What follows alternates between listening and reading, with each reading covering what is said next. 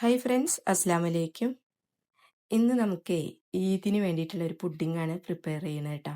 അപ്പോൾ അതിന് നമ്മൾ തീ പോലും കത്തിക്കാതെ ഈസി ആയിട്ട് ചെയ്യാൻ പറ്റുന്ന ഒരു സൂപ്പർ ടേസ്റ്റ് ആയിട്ടുള്ള ഒരു പുഡിങ്ങാണ്. ഇനി ഇത് ഉണ്ടാക്കാൻ തുടങ്ങാം. അപ്പോൾ ഇതിന് വേണ്ടിയിട്ട് ബ്രെഡ് സൈഡൊക്കെ കട്ട് ചെയ്തിട്ട് റെഡിയാക്കി വെച്ചിട്ടുണ്ട്. ഇനി ഇതിലേക്ക് ക്രീം വേണം. ഞാനിപ്പോൾ എടുത്തിട്ടുള്ളത് ക്രീം ചീസാണ്. നിങ്ങൾക്ക് ഫ്രഷ് ക്രീം എടുക്കാം കേട്ടോ. ഇതാകുമ്പോൾ ഒന്നുകൂടെ ടേസ്റ്റ് കിട്ടും. അപ്പോൾ 2.5 ടേബിൾ സ്പൂണാണ് ക്രീം ചീസ് എടുത്തിട്ടുള്ളത്. ഇനി നമുക്ക് ഇതിലേക്ക് മധുരത്തിന് മിൽക്ക് മെയ്ഡാണ് ചേർത്ത് കൊടുക്കുന്നത്. അപ്പോൾ ഈ ഒരു ടിന്നിൻ്റെ പകുതിയോളം ചേർത്ത് കൊടുക്കുന്നുണ്ട്. ഏകദേശം ഒരു 150 ഗ്രാമോളം ചേർത്ത് കൊടുക്കുന്നുണ്ട്. വേറെ ഇതിലേക്ക് പഞ്ചസാര ഒന്നും നമ്മൾ ചേർത്ത് കൊടുക്കുന്നില്ല. ഇതിനി നന്നായിട്ടൊന്ന് മിക്സ് ചെയ്തിട്ട് എടുക്കുക. നിങ്ങൾക്ക് വേണമെങ്കിൽ മിൽക്ക് മെയ്ഡ് കുറച്ച് ചേർത്ത് കൊടുത്തിട്ട് ബാക്കി പഞ്ചസാരയും വേണമെങ്കിൽ ചേർത്ത് കൊടുക്കാം.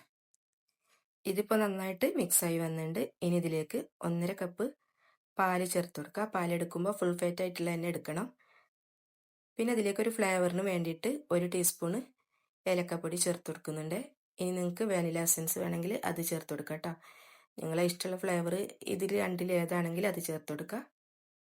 ഇതിപ്പോൾ മിക്സായി വന്നിട്ടുണ്ട്. ഇനി നമുക്കിത് സെറ്റ് ചെയ്തിട്ട് എടുക്കുക. അപ്പോൾ ഞാനൊരു ബൗൾ എടുത്തിട്ടുണ്ട്. ഇതിലേക്ക് ഇങ്ങനെ ബ്രെഡ് വെച്ച് കൊടുക്കുക. നിങ്ങൾക്ക് ഇഷ്ടമുള്ള ഏതെങ്കിലും ഷേപ്പിലുള്ള ഒരു ബൗൾ എടുത്താൽ മതി. ഞാനിപ്പോൾ ഇതാ സ്ക്വയർ ആയിട്ടുള്ളത് എടുത്തിട്ടുണ്ട്. അപ്പം എനിക്ക് ഇത്രയും സെറ്റ് ചെയ്യാനാണ് പറ്റിയിട്ട് ഞാൻ 3 ലെയറായിട്ടാണ് ചെയ്തെടുക്കുന്നത്.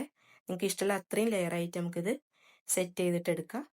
ഇപ്പോൾ അതാ ഒരു ലെയർ വെച്ചിട്ടുണ്ട്. അതിന് മീതെ നമ്മൾ നേരത്തെ ഉണ്ടാക്കി വെച്ചിട്ടുള്ള മിൽക്ക് ഒഴിച്ചു കൊടുക്കുക. എന്നിട്ട് സൈഡിലേക്ക് എല്ലാ ഭാഗത്തേക്കും ഒന്ന് ആക്കി കൊടുക്കുക. ഇനി ഇതിലേക്ക് പിസ്ത പൊടിച്ചത് ചേർത്ത് കൊടുക്കുന്നുണ്ട്. നിങ്ങൾക്ക് വേണമെങ്കിൽ ബദാം, പിസ്ത, കാഷ്നട്ട് ഇത് മൂന്നും കൂടി മിക്സ് ചെയ്ത് പൊടിച്ചത് ഇങ്ങനെ ഇട്ട് കൊടുക്കുക. പുഡിങ് കഴിക്കുമ്പോൾ നല്ല ടേസ്റ്റ് ആയിരിക്കും കേട്ടോ. ഇങ്ങനെ ഇടയിലൊക്കെ ഇങ്ങനെ കുറച്ച് കൂടുതലായിട്ട് ഇട്ട് കൊടുക്കുമ്പോൾ. ഇനി രണ്ടാമത്തെ ലെയർ സെറ്റ് ചെയ്യുക. അപ്പോൾ ബ്രെഡ് ഇതുപോലെ തന്നെ നേരത്തെ വെച്ചതുപോലെ തന്നെ മീതെ ഇങ്ങനെ വെച്ച് കൊടുക്കുക. ഇനി ഇതിലേക്ക് എടുക്കുന്ന ഇൻഗ്രീഡിയൻസ് എല്ലാം തന്നെ നിങ്ങൾ എടുക്കുന്ന ബൗൾ ഏതാണോ അതിനനുസരിച്ചിട്ട് മാറ്റം വരുത്തുക. ഈ ഒരു പുഡിങ് സെറ്റാക്കാൻ നമ്മൾ ചൈന ഗ്രാസ്, ജലാറ്റിൻ ഇതൊന്നും ചേർത്ത് കൊടുക്കേണ്ട ആവശ്യമില്ല. ഇത് ഫ്രിഡ്ജിൽ വെച്ചിട്ട് സെറ്റാക്കി എടുക്കുകയാണ് നമ്മൾ ചെയ്യുന്നത്. സൈഡൊക്കെ നമ്മൾ ഫില്ല് ചെയ്യുന്നത് ഇതൊക്കെ കട്ട് ചെയ്തതിൻ്റെ ആ ഒരു കുഞ്ഞു കുഞ്ഞു പോർഷൻ ഉണ്ടാവുമല്ലോ, അല്ലെങ്കിൽ പിന്നെ ഇതവിടെ ബാക്കിയാവും. അതെല്ലാം നമുക്ക് ഇതിലേക്ക് തന്നെ വെച്ച് കൊടുക്കുക. ഈ ഒരു ബൗളിലാണ് സെറ്റ് ചെയ്യണമെങ്കിൽ എന്തായാലും ഒരു 4-5 പേർക്ക് കഴിക്കാനുള്ള പുഡിങ് ഉണ്ടായിരിക്കും. അങ്ങനെ തന്നെ രണ്ടാമത്തെ ലെയറും സെറ്റ് ആയിട്ടുണ്ട്. ഇനി നമുക്ക് വീണ്ടും മീതെ പാലൊഴിച്ചു കൊടുക്കുക. പാലൊഴിക്കുമ്പോൾ കുറച്ച് കൂടുതൽ തന്നെ ഒഴിച്ചു കൊടുക്കുക കേട്ടോ. അങ്ങനെയാണ് ആ ബ്രെഡ് അങ്ങ് പാല് അബ്സോർബ് ചെയ്തിട്ടിരിക്കും. അപ്പോഴാണ് കൂടുതൽ ടേസ്റ്റ് ഉണ്ടാവുക കഴിക്കുമ്പോൾ. ഇനി മീതെ പിസ്ത വീണ്ടും ഇട്ട് കൊടുക്കുന്നുണ്ട്. ഓരോ ലെയറിലും അത്യാവശ്യം മിൽക്ക് നമുക്ക് ഒഴിച്ചു കൊടുക്കണം കേട്ടോ. എന്നെങ്കിലാണ് നമ്മൾ കഴിക്കുന്ന സമയത്ത് നല്ല സോഫ്റ്റ് ആയിട്ട് കിട്ടുള്ളൂ. ഇനി ഇതാ 3rd ലെയറും സെറ്റ് ചെയ്തിട്ട് എടുക്കുന്നുണ്ട്. ഈ ഒരു ബൗളിൻ്റെ അളവനുസരിച്ചിട്ട് 10 ബ്രെഡാണ് എടുത്തിട്ടുള്ളത്. പിന്നെ സൈഡിലേക്കൊക്കെ ഇതുപോലത്തെ ചെറിയ പീസൊക്കെ വെക്കുന്നത് കൊണ്ടാണ് 10 എണ്ണമായിട്ട് ഒപ്പിച്ചത്. അല്ലെങ്കിൽ പിന്നെ ഈ ഇതുപോലത്തെ പീസുകളൊന്നും എടുക്കുന്നില്ലെങ്കിൽ 12-13 ബ്രെഡ് ആവശ്യം വരും. ഇനി മീതെ മിൽക്ക് ഒഴിച്ചു കൊടുക്കുക. ഇതിൽ ഞാൻ കുറച്ച് ബാക്കി വെക്കുന്നുണ്ട്. നമുക്ക് പുഡിങ്ങൊക്കെ സെറ്റായിട്ട് വന്നാൽ സെർവ് ചെയ്യുന്ന ടൈമിന് ഒഴിച്ചു കൊടുക്കാനാണ്. ഇനി ഇതിൻ്റെ മീതെ പിസ്ത പൊടിച്ചത് വീണ്ടും ഇട്ട് കൊടുക്കുന്നുണ്ട്. കുറച്ച് കൂടുതൽ തന്നെ ഇട്ട് കൊടുക്കുക.